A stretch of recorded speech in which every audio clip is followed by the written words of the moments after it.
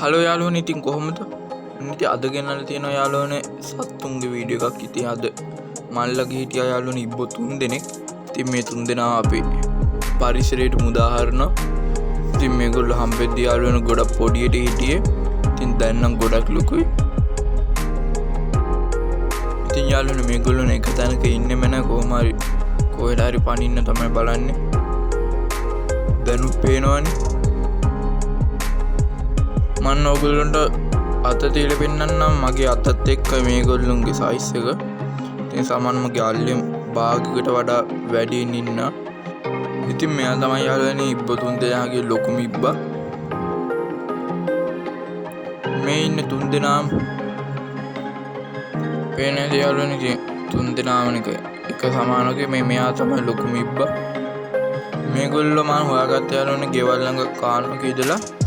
එතකොට නම් හරියම පොඩි ඉපදිලා දවස් ගානක් වගේ තමයි. එතකොට නම් තිබ්බ පෙකිනි වෙලත් පේනවා. එතකොට එතන පොඩියට තමයි හිටියේ. දැන් නම් ගොඩක් ලොකුයි.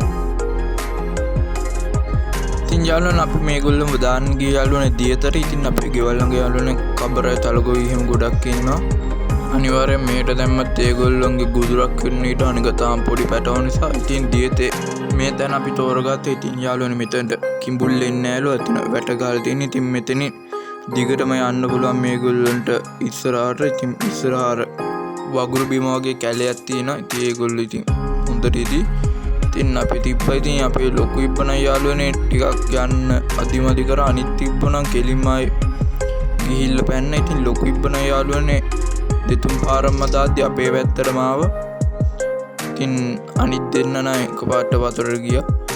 බලන්න මේ ලොකු ඉබ්බා නම් යාළුවනේ යන්න අකමැති වගේ දාපු හැම වෙලේම මගේ පැත්තටම කැරකිලා එනවා.